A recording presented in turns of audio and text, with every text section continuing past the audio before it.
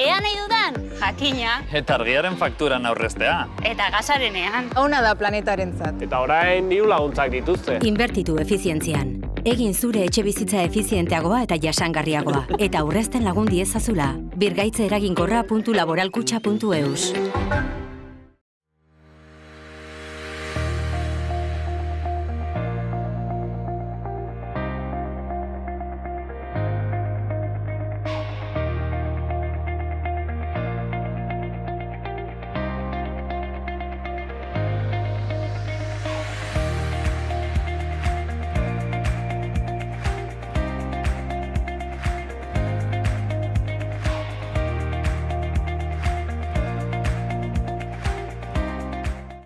Kaixo eta ongi etorriak bertze egun batez, Unat magazinera gaur asteleena da, otsailaren 13. eguna, eta gu bi elkarrizketekin gatoz gaurkoan lehenik eta behin Imanol Carrerarekin egonen gara, bera, ez dakit ezagutuko duzen hemen, behin baino gehiagotan egona, Lab Nafarroako bozeramailea da, eta kasu honetan osasungintzaren kontuaz arituko gara.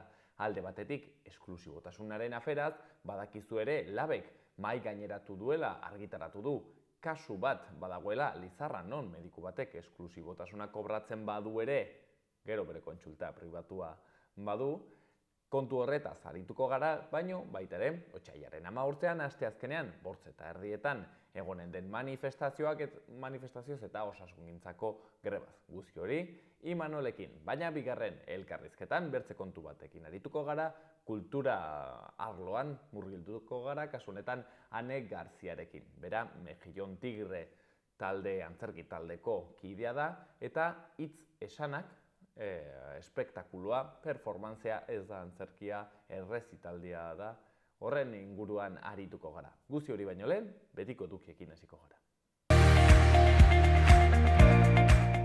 Hasteko efemerideak. 1942 urtean Gonzalo Pizarro eta Francisco de Orellana konkistatzailek Amazonas ibaia aurkitu zuten. Eta urte berdinean eta egun berean otsailaren 13an Enrique VIII Ingalaterrakoak 8. emaztea zuen Catherine Howarden exekuzioa agindu zuen. 1839an Frederick Chopin eta George Sand Mallorcatik joan ziren. Aurreko urteko azaroaz geroztik zeuden bertan musikarien osasun txarraren ondorioz. Eta 2008ko otsailaren 13an Australiako lehen ministro Kevin Ruddek barkamena eskatu zien nazioaren izenean aborigenei bertako ume galduen belaunaldia zela eta. Gaurko lerroburu nagusiak.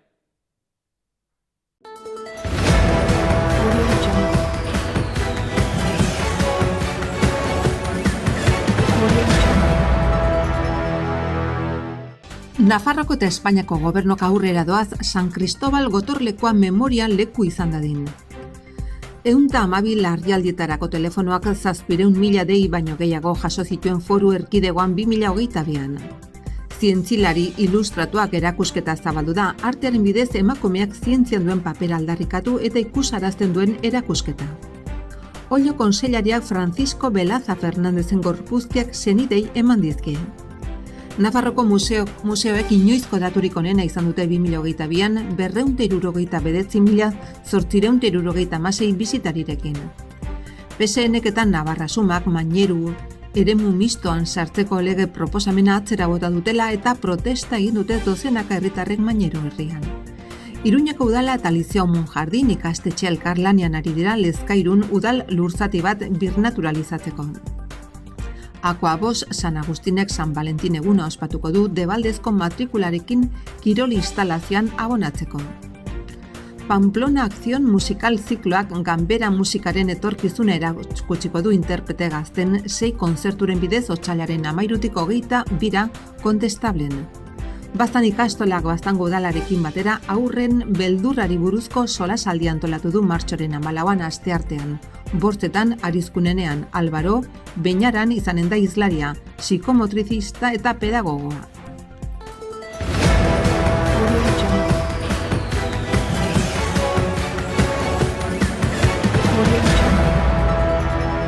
Eta guazen agenda kulturalarekin.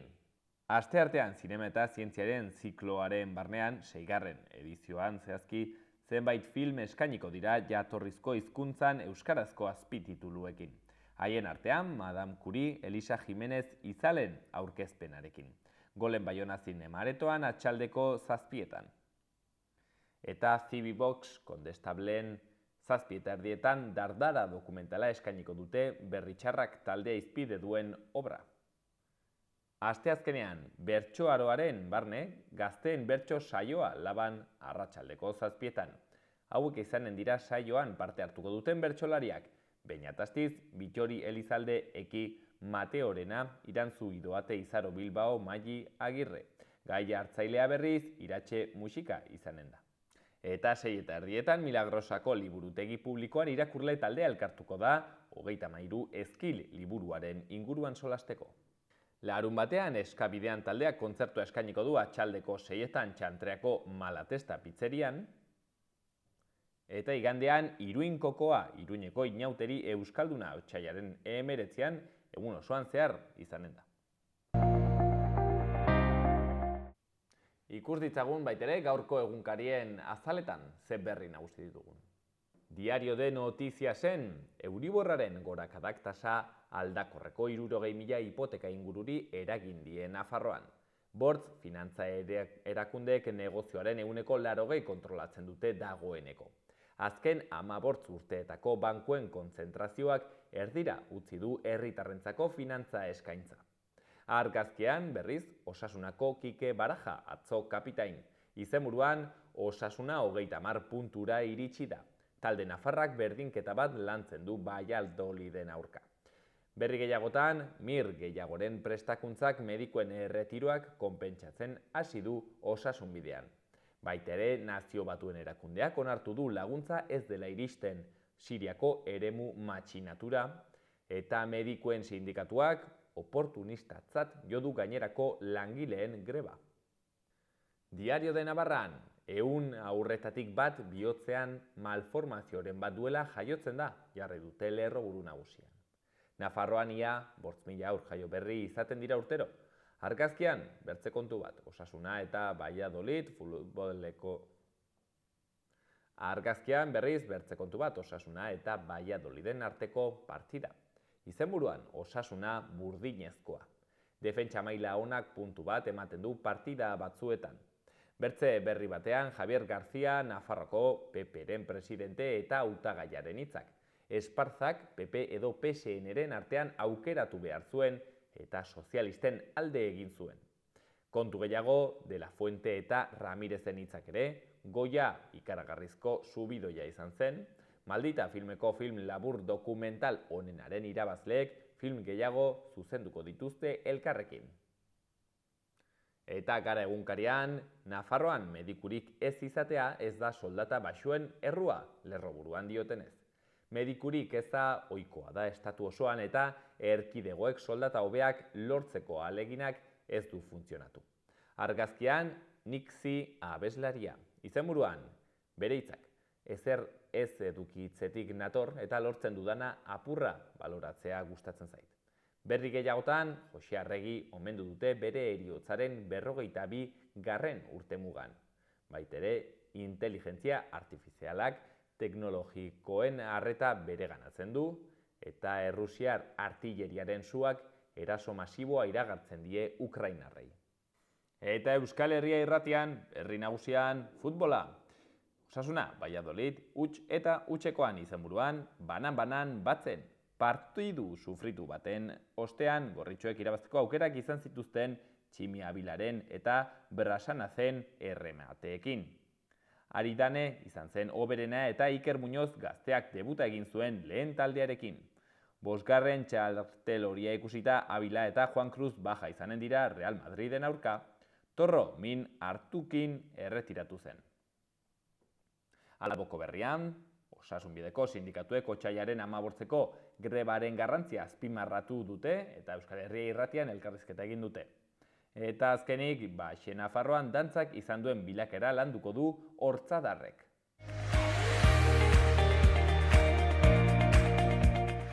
Gaurko eta biharko eguraldia. Aldaketa handirik gabe hasiko dugu astea, hego-ekialdeko haizea bestea, apur bat indartuko da, baina gainerakoan atzera jarraituko du aroak. Zerua iara erabat oskarbi agertuko da eta igandeko temperatura maksimoak errepikatuko dira. Kantauri isurialdean 17 gradura arte gerturatuko dira beroenak eta hegoaldean 11-12 graduren bueltan geldituko dira. Barnealdeko hainbat zonaldeetan ordea goizeko lehen orduak hotzak izanen dira eta zeropeko balioekin hasiko dugu eguna. Bihar, ostarte zabalak eta hego ukituko haizearekin eguerdirako giroa epelduz joanen da. Ildo beretik jarraituko du aroak, baina tarteka erdi mailako hodei eta goi hodeiak agertuko dira zeruan batez ere arratsaldetik aitzinera. Temperatura maksimoetan aldaketarik ez eta hego edo hego-ekialdeko haizea ibiliko da bizi, batez ere mendi inguruetan. Baliteke Ebro ibarrean egun sentian, belainoa sortzea eta temperatura maksimoak zertxobait igo daitezke barnealdean.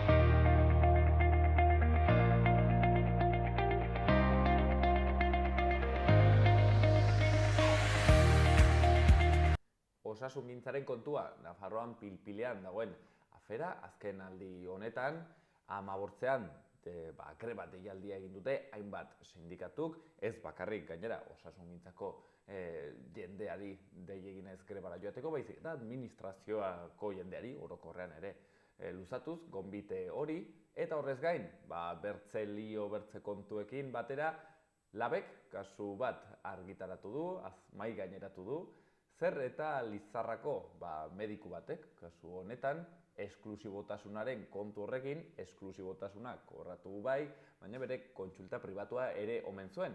Eta, badirudi, edo hori izan daiteke susmoa, akaso kasu hau ez dela erabat aislatua, baizik eta hainbertze kasuren horietako bat, edo nolabait ere izebergaren punta. Bueno, horretaz gehiago jakiteko, gehiago sakontzeko, Labeko bozeramaila, hemen Nafarroko Labeko bozeramaila dugu gurekin, atxalde honi Manol. Arratsalde on. Manol Karrera Zuterran, hemen gurekin hainbatetan egon dena, eta gaur gai kontu hauetan pixkat gehiago sakontzeko. Imanol, lehenik eta behin galdetu bizut pixkat hola lurreratzeko esklusibotasunaren kontua ea argitzen alduzun pixka bat gehiago. Zein da hemen atzean dagoen auzia, zein da polemika demagun? Hemen esklusibotasuna ezarri da osasungintza publikoa defendatzeko, ez? Eta ikusten duguna da, bilatzen duena osagarri honek da, langile guztiak egotea lanean osasungintza publikoan, modu esklusibo batean, ahalik eta hobekien bere lana ateratzeko. Eta gero beste alde batetik, praktika txarrak ekiditzeko. Aurretik urteetan ikusten genuna zen, bazegoela kontsulta bat osasungintza publikoan zure medikuarekin, baina mediku horrek esaten zizun gero aukera zenula arratsaldean bere kontsultatik pasatzeko. Eta horiek ziren, hain zuzenean, osasungintza publikoan ematen ziren praktika txar batzuk. Horregatik, esklusibotasun osagarriarekin bilatzen dena da langile horiek benetan lan egitea osasungintza publikoan hortan dedikatzea eta guztion zerbitzuak hobetzea. Hori da orain arte izan dugun osagarri honen mekanismoa eta funtzio nagusia. Esklusibotasuna, Imanol, bertze lan eta enpresetan normaltasunez ematen den kontu bat da? Ez, normalean ez, eta hemen ikusten dena da, zentsua duela benetan indartzeko osasungintza publikoak. Ditugun langileak eta medikuak ongi formatuak osasungintza publikoan izateko. Eta ikusten duguna da, orain arte ondo funtzionatu duela eta mantendu beharreko mekanismoa badela osasungintza publikoa indartzeko eta egun ditugune profesionalak ere mantentzeko guztion mesedetan. Hain zuzen ere, aurrekoan Lazaro Elizalde izan genuen hemen medikua eta osasun publikoaren defentsarako elkarteko kidea, eta berak erraten zigun nola Euskadiko autonomia erkidegoan esklusibotasuna kendu zuten duela urte batzuk, eta hain zuzen ere, halako kasuak, ez dakit nola deitu, tretak edo egindako ustelkeria kasutxo horiek eman direla gero eta gehiago, hain zuzen ere, neurri hori kentzeagatik. Hori ematen dira, ez? Eta gainera esan dudana, urteetan hemen Nafarroan praktika horiek ezagutu ditugu, ez? Oso ezaguna zen mediku baten jarrera, ez? Osasungintza publikoa erabiltzea proba batzuk egitea, garestienak direnak egitea, eta gero arratsaldeko kontsultan pazientzia horiek pasatzea. Ni jarriko dut ere mahaiaren gainean beste datu bat, eta gu horren inguruan ikerketa lan bat egin dugu, ez? Profesional batek, osasungintza publikoan ari den profesional batek urtean 900 paziente ditu. Hortaz, negozio pribatu batek halako medikoekin bilatzen duena ez da medikurik onena izatea. Baizik eta bezeroen motxila hori ahalik eta handiena duena negozio pribatua bideratza. Zergatik, eramaten baldin baditu urtean osasungintza publikoan dituen pazientziak eramaten baldin baditu edo horren kopuru handi bat eramaten baldin badu negozio pribatura, etekinak handituko dituzte. Eta hori da, hain zuzen ere, bilatzen duten logika, ez? Eta gu hori salatzen dugu irmoki, ez? Ahultzen duelako osasungintza publikoa. Eta horrekin batera ere, esan behar duguna da, sindikatu medikoaren aldetik aldarrikatzen dutena da, langilek duten lanzama arindu behar dela. Baina oso kontrasankorra da. Esaten didazu, arindu behar duzula osasungintza publikoan duzun lanzama izan daitekena handia eta horri begirako neurriak ezarri behar direnak, baina esaten didazu hori gero zure jardunalditik kanpo kontsulta pribatu batean ere lan gehiago egiteko. Honek ez du zentzurik eta agerian uzten du benetan mekanismo honen atzean egon daitezken privilegioak eta negozio pribatuak indartzeko asmoak, ez? Nik uste dut, Imanol, ez dakit ados egonentzaren, kontu honekin sortu dela lio handia, zeren justo zen momentu bat jendartean, edo hola pertsibitzen zen, osasun publikoaren defentsarako espazio bat zela, Madrile ikusi genituen ez, protesta handiak, nolabait ere erdigunean zegoen kontu bat zela, eta orduan denek ulertu genuen,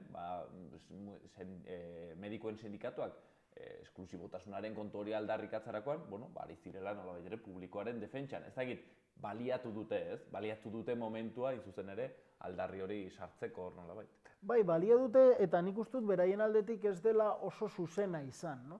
Bazuten gizartearen aldetik jarrera bat, empatikoa zena beraien aldarrikapenak ulertzeko, eta esklusibotasuna eztabaida horren erdian sartu dutenez, nik uste dut beraien kontrako efektu bat lortu dute. Orain egun hauetan beraiek esaten dute guk klase sindikatuen aldetik beraien aurkako greba bat egin dugula. Eta gu horrekin ez gaude batera ados. Gu gaude osasungintza publikoaren alde. Hori izan zen gainera gizarteak pandemiaren ostean bidali zigun mezua. Zerbitzu publikoak defendatu behar zirela benetan gure bizitzak, gure osasunak defendatu ahal izateko. Eta guri hori oso garrantzitsua da guretzat. Eta hori da aintzat hartu duguna. Horrekin batera esan duguna da langile guztion lan baldintzak defendatu behar ditugula. Guztiontzat. Eta gu oso ados gaude medikuen baldintzak hobetu behar direla. Baina ez gainontzekoen lan baldintzen gainetik, baizik eta gainontzekoen lan baldintzekin batera. Eta azkena da, arreta indartu behar dela. Jendeak eskatzen duela arreta duin bat. Momentuz ikusten ez duguna, itxaron zerrenda ikaragarriak daudelako, edo gure osasun etxeetan beharrezkoak diren baliabideak ez daudelako. Eta gu atal horretan kokatzen gara. Aldiz, sindikatu medikoak erakutsi duena da soilik beraien interes propio eta ekonomikoak defendatzen dituztela eta gainera esklusibotasuna ezabatzearekin bilatzen dutena da negozio pribatuen jarduera albideratzea, handitzea. Eta hori bai dela egungo osasungintza publikoarekin talka egitea. Eta noski, ikusita zein izan den egun hauetako bilakaera, ikusten duguna da bi ereduen talka ematen dela.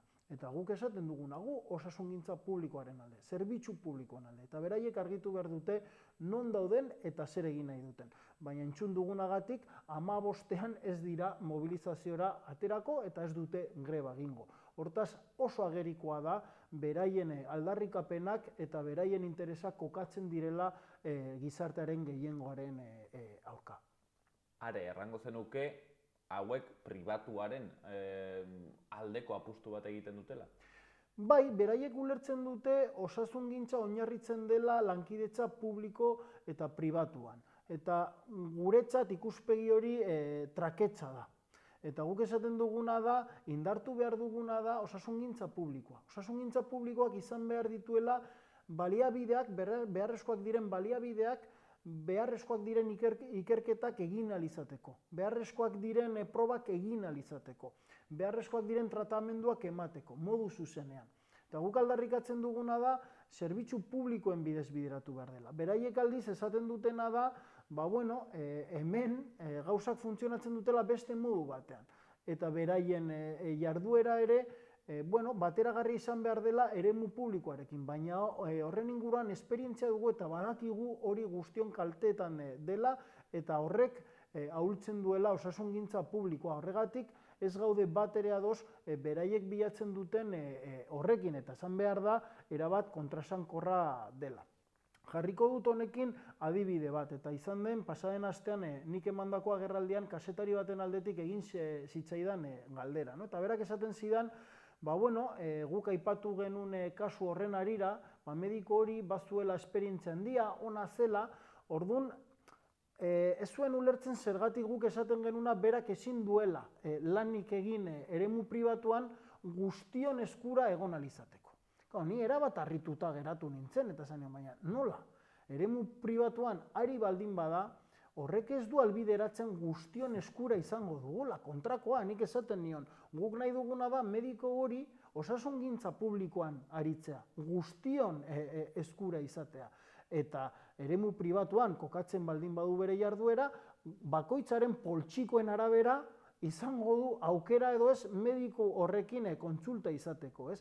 Orduan, hor dago ere askotan Ayusok berak zabaldu duen tesi hori, ez? Askatasuna eta bestea, no? Eta ez, askatasuna da zerbitzu publikoan aritzea, askatasuna da guztiok eskubide berdinak izatea eta horrekin bermatua ikustea zerbitzu publiko duin bat eta gure osasuna, ez? Orduan, hor dago, ez dakit oso ondo azaldudan, baina hor dago eztabaida honen funtsa eta gakoa, ez? Zen olako interesak dauden osasungintza publikoa defendatzen dugunean edo aldiz eremu pribatua defendatzen dugunean. Eta aipatzen zenuena, kontu honekin ikuste dut, behintzat argi geratu da, bi eredu daudela, bi ereduren defentsa egiten dela eta ze posiziotan dagoen bakoitza.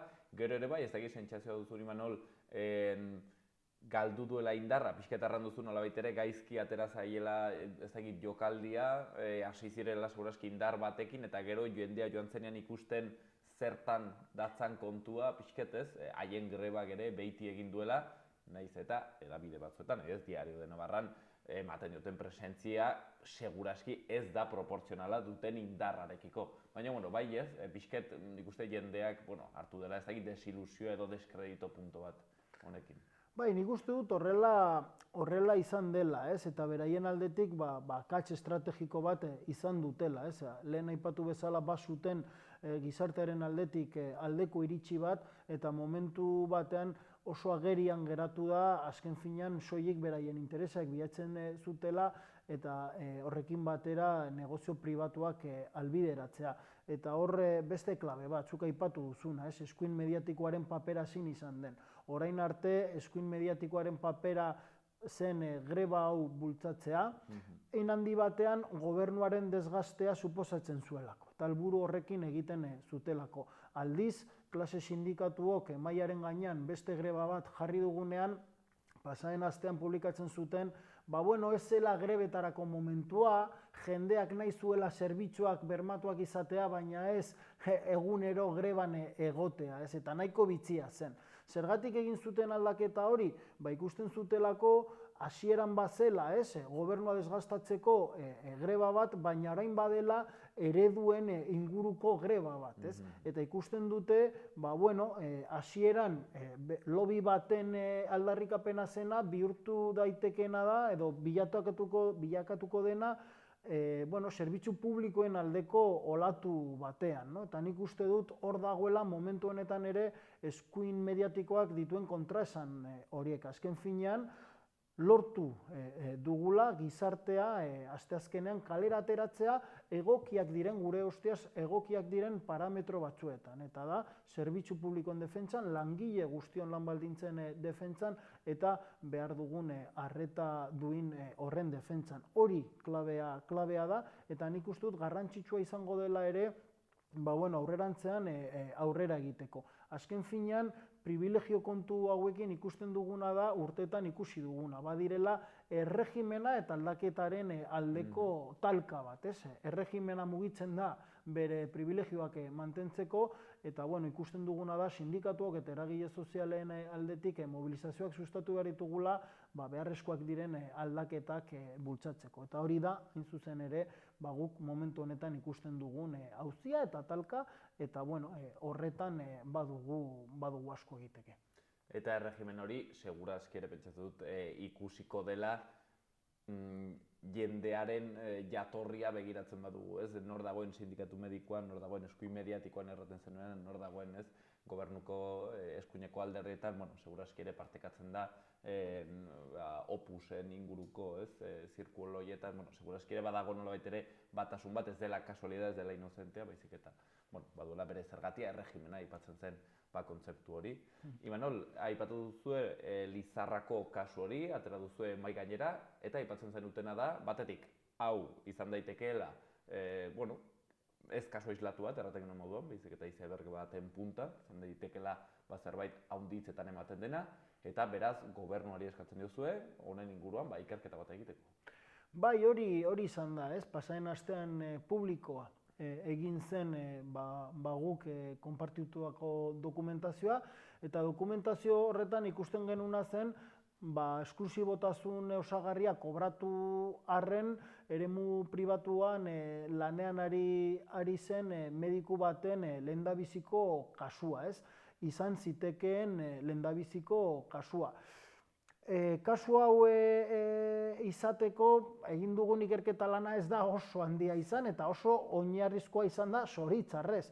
Zan nahi dut, gu jaso genuen informazio bat esaten zuena mediku hau lanean ari zela eremu pribatuan, eta guk egin genuen kontraste bakarra izan zen, interneten sartu eta berarekin oinarrizko bilaketa baten ondorioz berarekin kontsulta bat hartu, ez?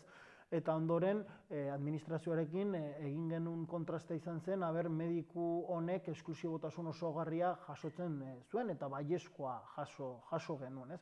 Orduan, ikusten duguna da, ikusita mediku honen jarrera zein den, modu publikoan publizitatu duela bere jarduera pribatua, eta interneten dagoela guztion eskura, ikusten genuna zen, mediku honek ez zuela inolako beldurrik legearen aurka jokatzeko, ez? Eta ikusten genuna zen, honek erakusten duena da, egon daitekeela iruzur normalizatu eta orokortu bat, ez? Ez badago beldurrik horrelako jarrerak izateko eta horrela aritzeko, izan behar da, nolabait esateko impunitate bat dagoelako. Impunitate bat mediko batzuen aldetik eta sindikatu medikoaren aldetik hain zuzen ere, baina horrekin batera ere administrazioaren aldetik. Adibidez, kasu hau larria da pertsona hau, mediku hau jefea delako. Eta jefe baldin bazara, zuzenean esklusibotasuna ezarrita duzu eta debekatuta duzu eremu pribatuan aritzeko.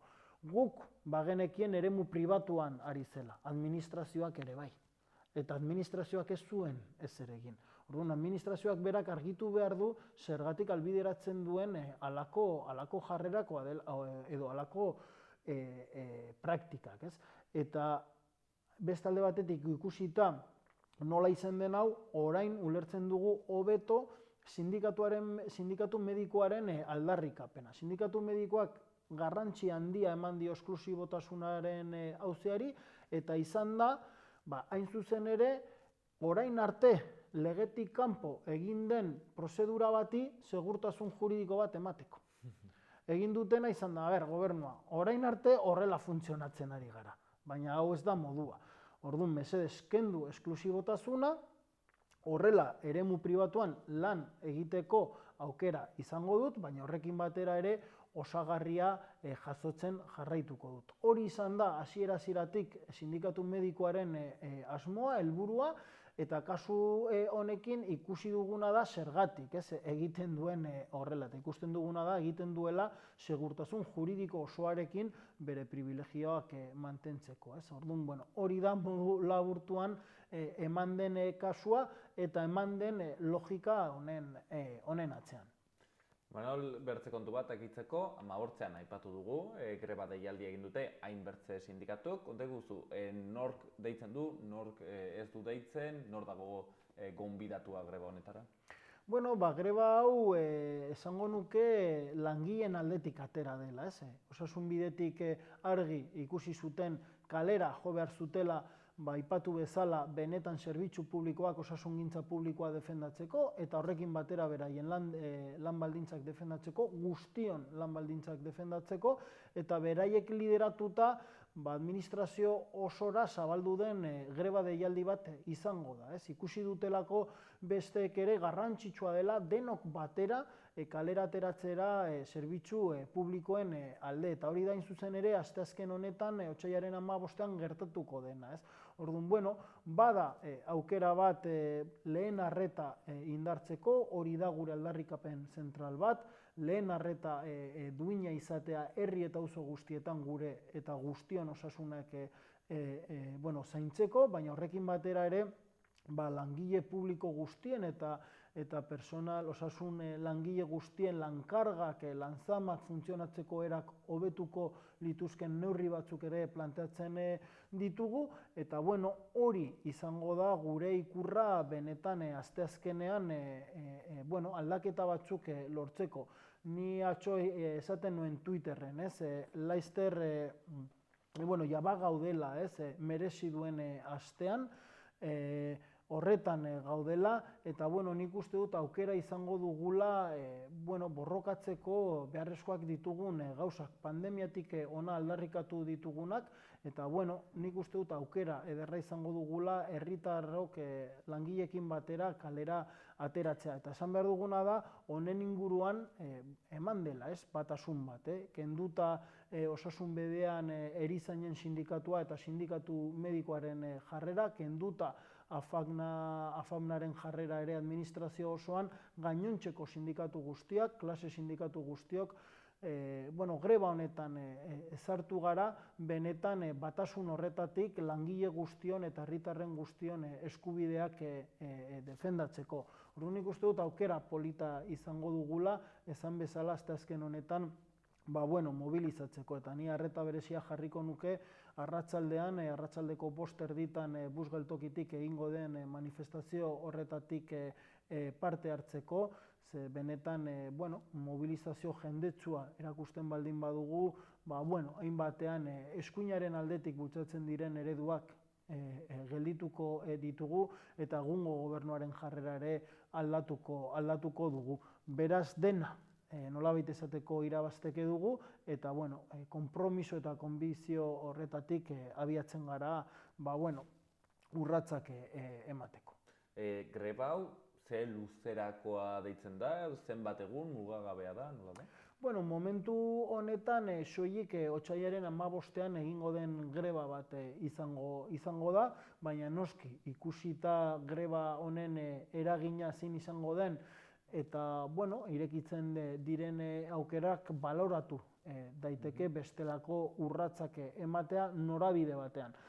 Nik esango nuke badagoela adostasun bat sindikatu guztion aldetik, eta badela momentua zerbitzu publiko guztiak eta langile guztion lan baldintzak defendatzeko, eta badela momentua ere mobilizaziora jotzeko. Berez bada lehenengo urratsa norabide horretan, eta ikusiko dugu datozen hilabetetan zein izango denez, atera dugun ekimen honen ibilbidea, eta ze aukera gehiago zabaltzen diren norabide honetan.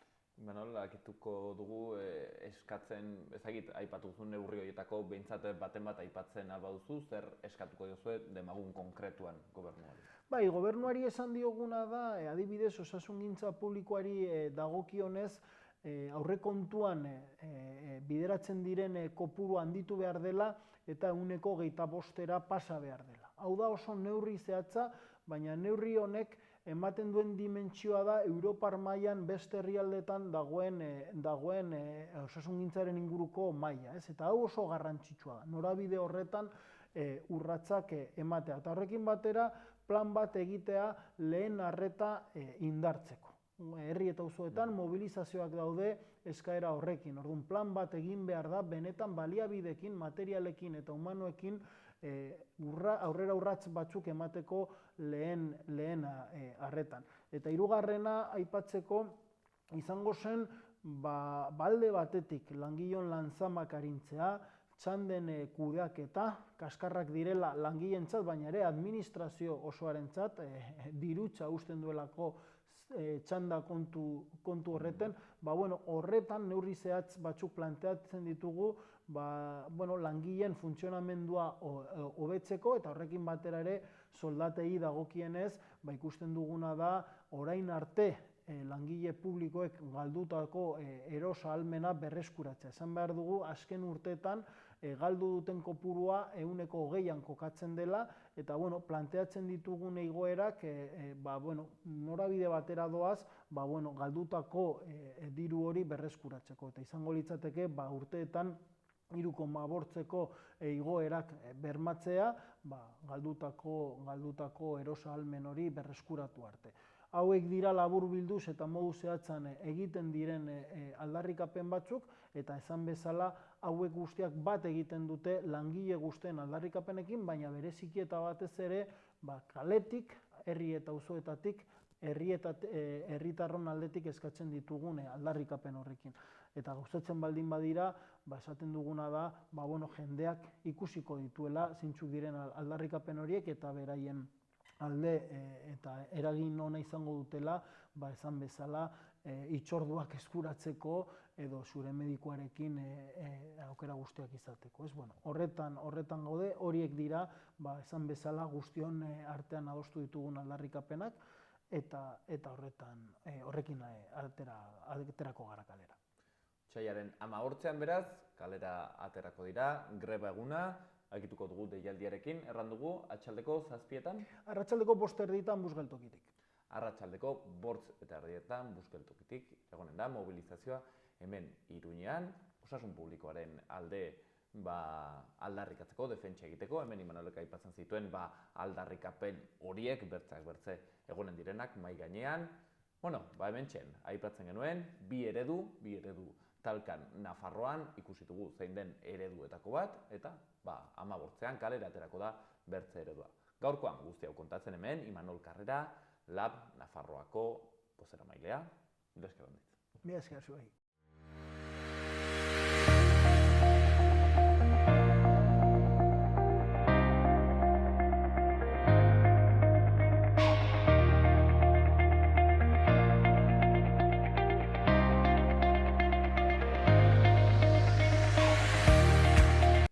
Eta ikus ditzagun baitere Iruña herriko udaletako albisteak.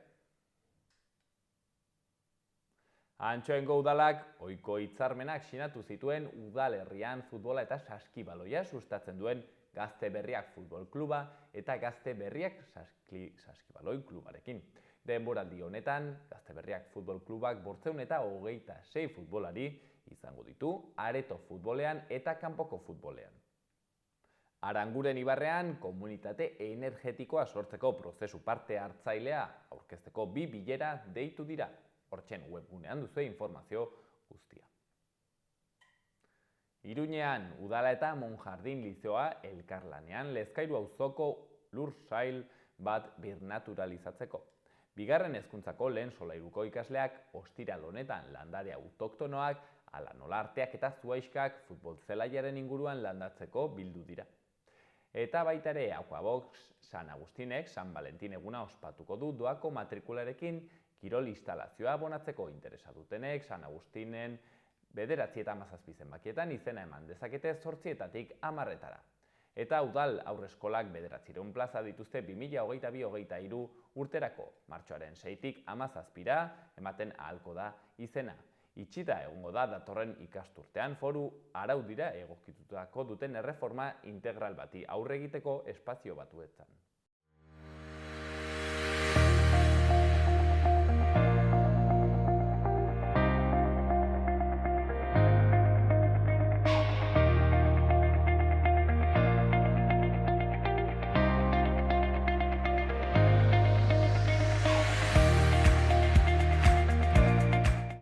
Baitz esanak hoxen da, Mejillon Tigre taldeak azken bolaian erabiltzen, ateratzen ari duen obra, espektakuloa, antzerkia, ez dakigu zehazki zer den errezitaldiaz horixen bera argituko digute gaur, izan ere bertako Mejillon Tigreko partaidea den Ane Zubeldiarekin egonen gara gaur Atxaldeon. Atxaldeon, Ane?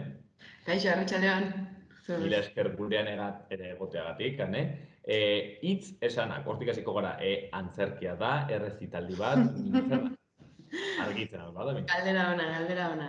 Guk erabiltzen dugun formatua da spoken word, ez dugu asmatu, inglesa hitz egiten duten herrialdeetan, estatu batuetan edo erresuma batuan oso ezaguna den formatu bat da, eta da, nik lagunei hola erraza azaltzeko esaten dietela, poesia errezitaldi baten eta rap emanaldi baten erdibidean dagoen zerbait. Ez da antzerki bat, guk poemak errezitatzen ditugu, baina errezitatzen ditugu modu batean, spoken word formatuari erantzuten dion formatuan, eta horregatik hitz esana da spoken word delakoaren itzulpen bat. Eta hoxe, hori da, azaltzen zaila da, baina gero ikusteko erresa, hori esan nahi du, ere bai. Eta zu komerzialona baitere. Bai. Beraz, errezitaldi moduko bat, poesia errezitaldi guapo bat, erraten aldugu. Bai, hori da nahi genuena, hori zen gure helburua, Mejillon Tigre osatzen dugu Eider Radeletx eta biok, eta gure helburua zen errezitaldi divertigarri bat egitea, zeragian poesiaren inguruan orokorrean daukagun ikuspegia da, zerbait serioa dela, sakona dela, errezitaldiak aspergarriak izan daitezkela, behar dugula ez dakize jakintza eduki ondo ulertzeko, eta guk nahi genuen pixkat horreri kontra egin eta eskaini zerbait erresa, baina ez horregatik azalekoa, esan nahi dut, iruditzen zaigu ez zegoela sakontasunik falta, baina ez da aspergarria, umore asko dago, gure buruari farre asko egiten diogu, eta iruditzen zaigu zerbait irisgarria dela eta hori da nahi genuena. Uste duzu, akaso jendarteare aldatzeak ekarri duela formatu berri hori erabili behar izateak, ez dakit, akaso duela urte batzuk jendeak, bertze kultura batzuk, bertze ezagutza batzuk eta bertze pazientzia bat ere bazuenelako akaso poesia errezitaldien bertze formatu bat posible zela, baina nolabait ere ez dakit, egungo gazteek edo behar dugu, akaso harinago izatea edo estimulanteagoa edo, ez? Bai, baliteke, aldi berean, adibidez, badaude emanaldi batzuk, igual gaur egungo estimulo behar horri erantzun nahian, badaude emanaldi asko agian oso interdisciplinarrak direnak eta saiatzen direnak poesia batzen musikarekin edo bideoarekin edo eta guk nahi izan dugu ere bai zerbait soila egin alde horretatik.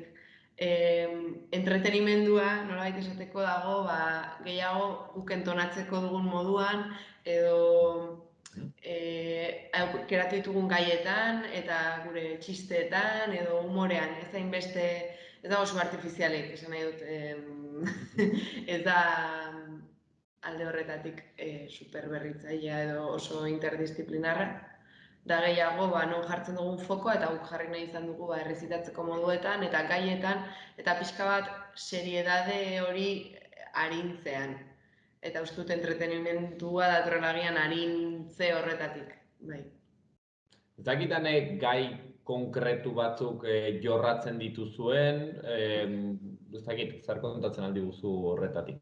Bai, esan behar dut, guk hasi genuela prozesua, lehenago geneukan beste emanaldi bat, autobiografika deitzen zena, oraindik ez geneukan Mejillon Tigre izena, baina egiten genuena zen munduko emakumeen poemak hartu eta euskerara itzuli eta irakurri. Eta oraingo honetan abiapuntua izan da, beka bat eman zigun Bilboko Euskararen Etxeak, eta joan den abenduan estrenatu genuen hitzesana Izkibredoak jaialdian. Eta orduan abiapuntuan baizegoen guk nahi genuela gure sorkuntzak egin, hau da, ez zirela izango aurrekoan bezala itzulpenak. Eta gero bai egin genuela hasieratik gai konkretu batzuk identifikatu zertaz hitz egin nahi genuen, ez? Gu azkenean gara bi pertsona 30 gehiagoz eta geroz eta gehiago hurbiltzen ari garenak, baina eta zeintzu dira gure gaur egungo arazoak edo zein gure egoerak, ez? Eta adibidez, argi eta garbi atera zen etxebizitzaren arazoa horretaz hitz egin nahi genuela, fedeari buruz, zer den gure belaunaldiarentzat fedea, non aurkitzen dugun, badugu horren arira tarotari eskainitako poema bat, gero ez dakit gorputzari buruz, nola sentitu garen gure gorputzetan, idoloi buruz asko hitz egiten dugu eta erreferentei buruz, zer da erreferente bat, zer da idolo bat, hil zure idoloak, zer gehiago, horrelako Maitasuna, jorratzen da. Maitasuna, ez gehiagi. Egia da, spoken word formatuak, ez dut esan nahi maitasun poemarik ez dagoenik. Eta badugu, baten bat hola maitasunari edo maitasun ezari buruz,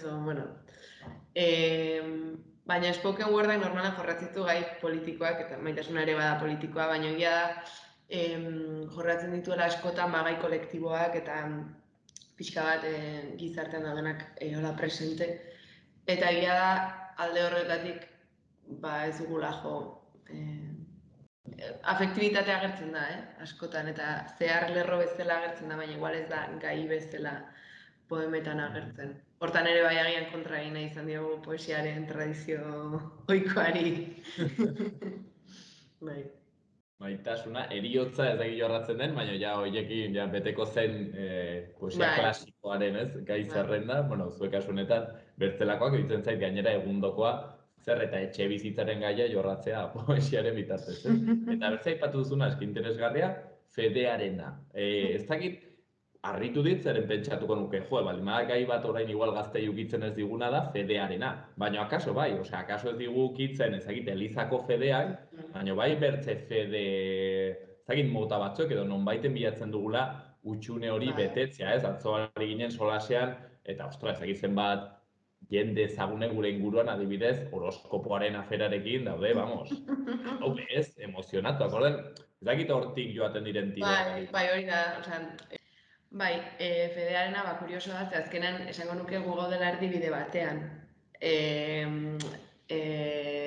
Azkenan guk Eiderrek komunia egin dugu, eta nik nire atxona Elizako organista izan da, eta orduan, jaso dugu ere bai, erentzian zerbait, gero guk igual ez duguna barneratu eta ez duguna sinisten, ez? Baina egia da gaur egun, tarotak gora egin du, tarotaren erabilerak, horoskopoen erabilerak, eta bar, eta iritzen zitzaigun sintomatikoa guri hori, ez?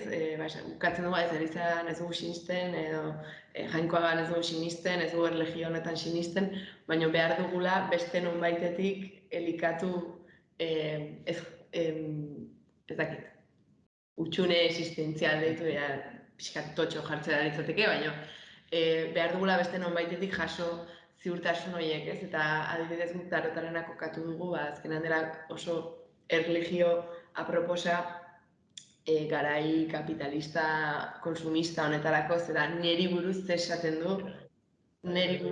du, orain ze pasako zain niri, eta hori da, erlijio edo... Zer eta unibertso osoari da konspiratzen. Bai. Baina, pixkat horretaz farra egiten dugu ere bai, esan nahi dut, egin liteke poema bat oso sakona horri buruz, eta zena bizitzaren zentzua, eta zeizita horren ordez guk aukeratzen dugu farra egitea gure buruari buruz ere, ze guk azkenan erabiltzen ditugu tresna horiek ere askotan, eta gure sensazioaren arteko emanaldietan izan da jendeari iristen zaiola empatizatzen duelako horrekin, eta gero egia da ez dugula nahi izan, ez dugu nahi izan ere zerbait generazionala egin, hau da, gure asmoa ez da gure belaunaldia islatzea seguraski gertatuko da gure kezkak izango direla gure adinkide askorenak.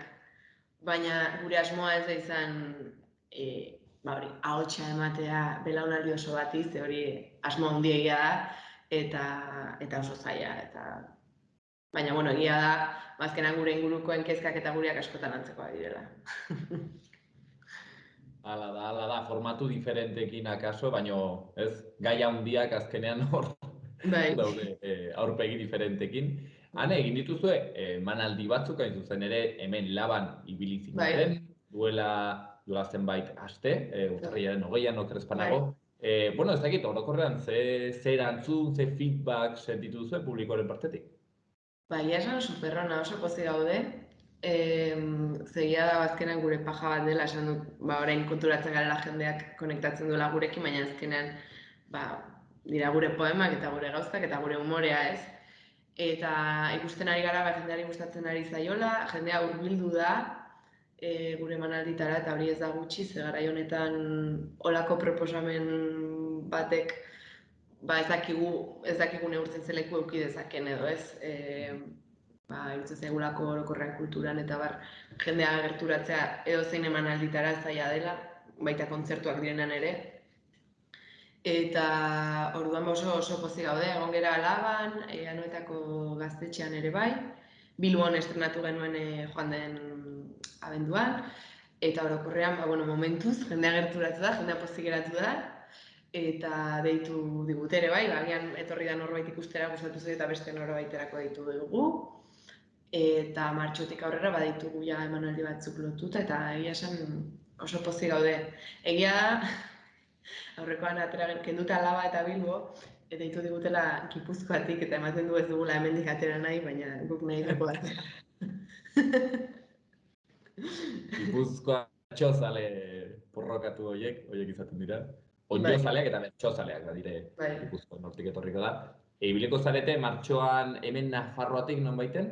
Ez, momentuz baditugu datak Hondarribin, Nafarrotik gertuen, gu biak Oarso Bidasoakoak garenez, inguru horretan baditugu batzuk, Hondarribin, Lezon, Errenterin ere bai, eta gero Urretxu, Deba eta beste leku batzutan.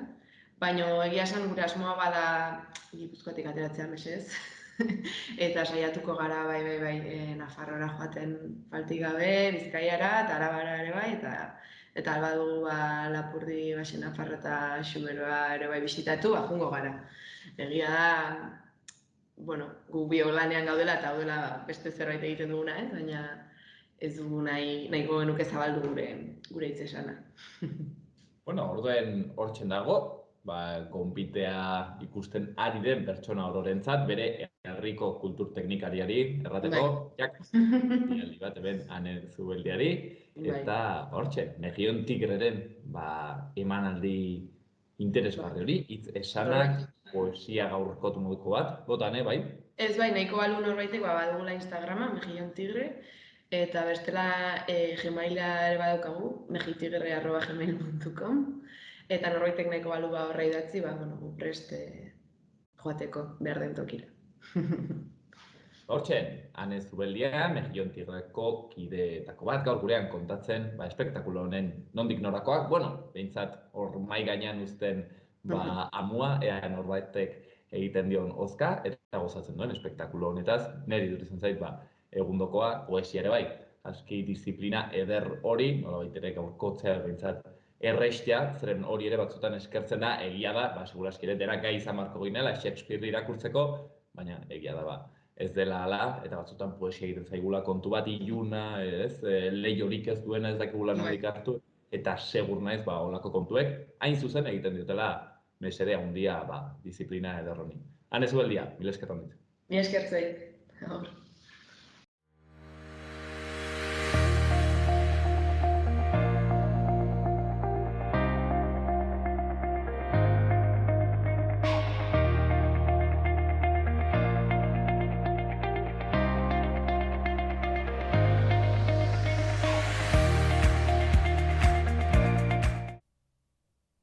Honakoa gaur hemen magazinean eskaintzeko genuena, astelehen buru zuri eta gogor honetan, bihar asteartean ere hemen izanen gaituzue, printzipioz.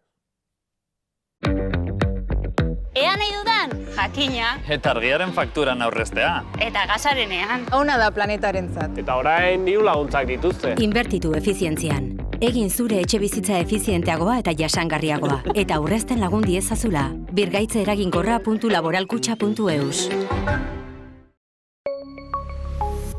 Gobierno de Navarra. Nafarroako gobernua.